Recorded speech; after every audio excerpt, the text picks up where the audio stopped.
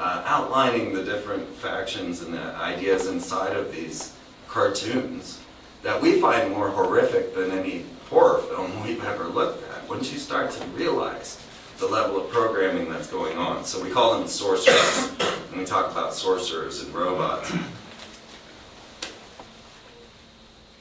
The creation of the television, the idea of how this was programmed into us, the Nickelodeons that were Jewish run, how the battle went between Walt Disney Studios and the Hebrews, and how it did, or Jews, I guess they weren't Hebrews, they were Jews, but we outlined the whole mess that was the creation of Hollywood, and how debased it was, and how they didn't even have a comprehension of what debased meant.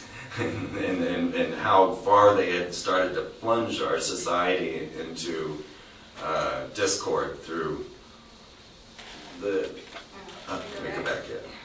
through the subtle symbolism, like you would see in the posters. But this is actually to us the overt examples. This is just for sales and to trigger the psyche. But the storyline, if you were to follow the storyline of Tangled, tell a little bit. I mean, here you have one of the greatest problems they want is the loss of the mother. So in every Disney film, they're going to kill the mother. Now in this film, the mother actually turns out to be an evil witch who is sucking the life force of her daughter by trying to keep her contained in the house safe instead of running away with the thief. So now it's channeling these children to think their mothers are horrible witches that are just trying to suck their energy when they should be able to go run free with the thief. And secretly, she was a princess, so she didn't actually have to worry about anything anyway. And so we outlined the many different methods that this works, and then the technologies that were used for this type of mind control on a whole nother level. And Operation Culture Creation Part 2 is going to get deep into the trauma-based mind control side of it. We'll be talking a lot about Lindsay Lohan, Katy Perry, and occult rituals that are performed right in front of everyone, like Lady Gaga doing blood rituals on American Idol. We'll outline them, show them to you, show you how it works and how the manipulation is organized. This is another level of the system dealing with HARP. But the golem is a magical tool that the Hebrews would use to cause major... It's the first mind control slave, basically, the first prototype of a mind control slave. They would actually implant a spell into a clay man and it would come to life, and then they could use that as a weapon. And so we start combining these concepts in the magazine so that you can see how the occult works, what magic is. So we started all the way back in paleontology and cave paintings to express what magic, how it formed, and we're going to get deeper and deeper within the 9 different books. And of course the pharmaceutical. It's the only ad you'll find in the magazine, but it's fake. Yeah, Zombitol. You know you all need it. It says, do you occasionally suffer from emotions of an almost human nature? Zombitol can help. Maybe you find yourself feeling sad some days and happy others. Do you sometimes get nervous when meeting new people? Are the dishes piling up in the sink with no end to the laundry in sight? In this fast-paced world, who has time to figure out what's actually depressing you? If you find yourself admiring the logic of Dr. Spock, Dexter, or Agent Smith, tell your doctor that Zombitol is right for you. So, we wanted to keep this humorous because so often the ideas of conspiracy theory is kind of like a bat to the head. People want to batter people with the knowledge. We wanted to make it, palatable, fun, and the reason we titled it Weird Stuff in the first place, if you want to... Sure.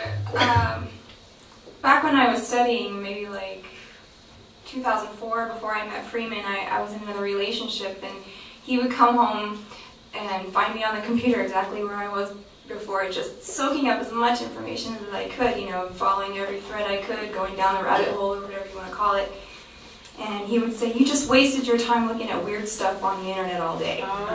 So I wanted to give it a very innocuous title, also something that wouldn't scare someone away who wouldn't normally pick it up. You have people coming through your house that you want to introduce these topics to, and you don't know how, but if they see it's just weird, that's not threatening to them. So it's kind of a back door. Everyone has a gateway conspiracy, and so I tried to find lots of different ways that they could be introduced to the information without being overwhelmed or frightened by it. And so you formalized your own form of magic, Yes. Slack magic, because really our whole lives have consisted of synchronistic events guiding us forward without any idea of what we were doing. And the universe has shown us that life is there for the giving. If you can live up to your soul's potential, everything will open up, and you will have miraculous encounters that lead you to all the right people, all the right places at the right time. So we wanted to try and express that form of understanding and faith. It's an amazing faith. It's one that you don't have to question, because the ideas just, the things that happen in your life that are so coincidental that you're like, this is God. That's the type of expression that we wanted to share, because that, we feel, is the way out of this whole mess, because we live in a matrix, as many have said. And the matrix is formulated through these technologies, through the television. We get into the whole Nazi creation of television, and the first forms of television and what they were used for was actually to channel and see into the other dimensions, into the occult realms. And now we can see that going on in CERN, and I cover a lot of that as we get into. So the idea is right there: who has the monopoly on life? And each of these corporations is actually a Disney-owned corporation. And we get into the ideas of Edward Bernays, the psychological warfare, the psychosocial programming, right down to Lady Gaga saying that she's in mental health and bullying, right? And how these can be used for the negative, because so often they throw the positive out there and use it negatively. And so we have to recognize both and how that works.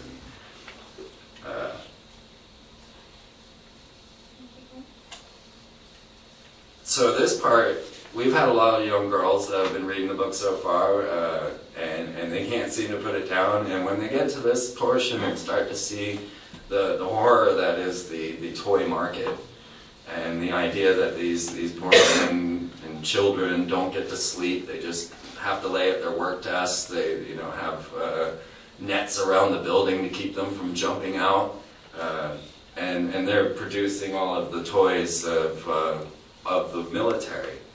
So we show you how the Princess Warrior programming actually is established to keep us in a militant state of mind, so that the things are never good enough for the girl, and the boy always has to fight to get something better. And so we then outline how what would you say this? Dehumanization through advertising. Yeah, dehumanization of women throughout. Each of these is a legitimate. She's got a black eye, and it says he should have done what he said.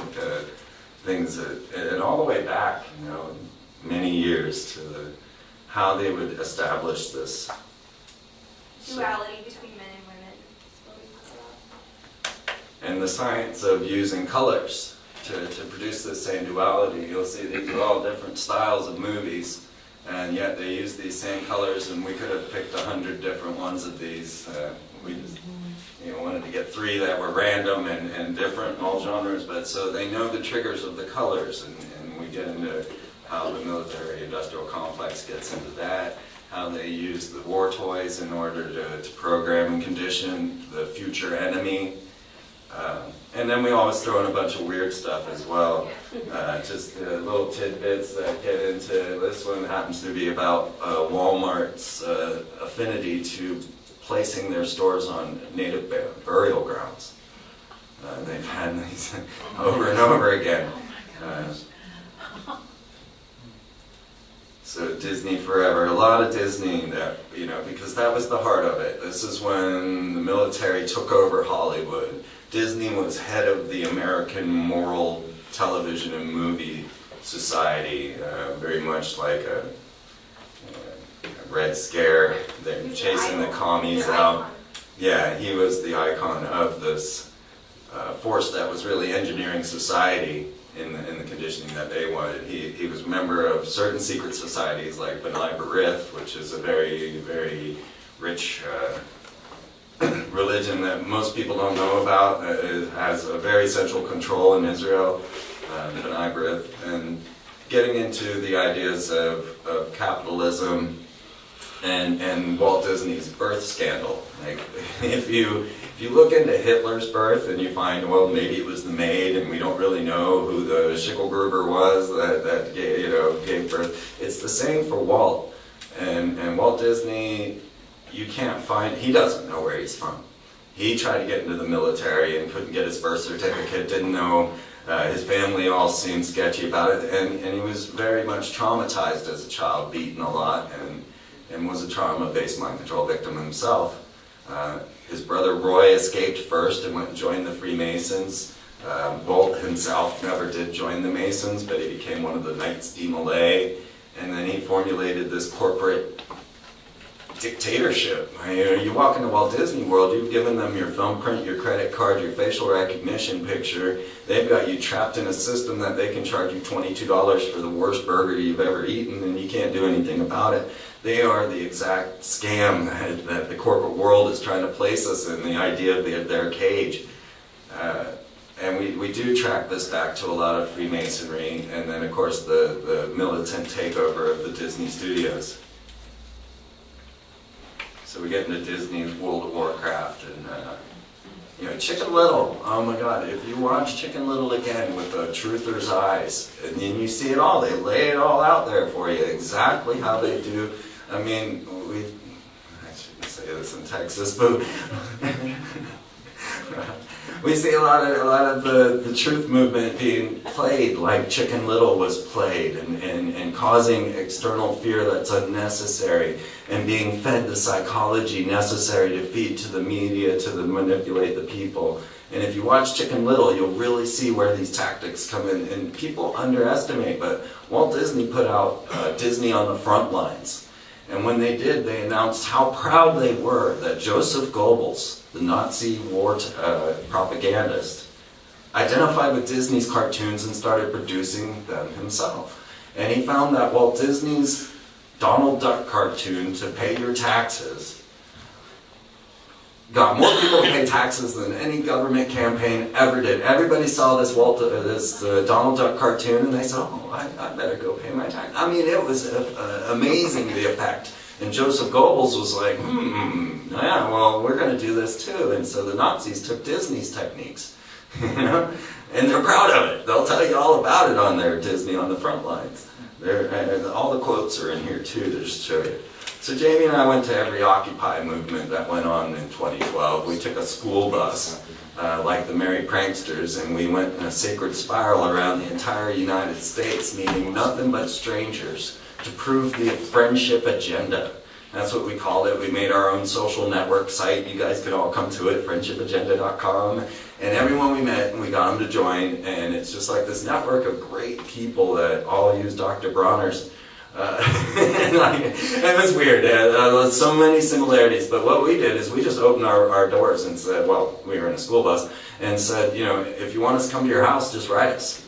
And we went from stranger to stranger to stranger to stranger around the entire United States, completely taken care of. I mean, you try and move a 15-ton bus or a 30-ton bus around the United States without a job. We did it just through the friendship agenda, through making just, people were wanting to share this knowledge. That's really what it was. They wanted an ear. And so if you could take anything from what we're saying here tonight, it is share yourself with others and listen to what they have to say, because so many people want to talk about this stuff, but they're afraid to bring it up.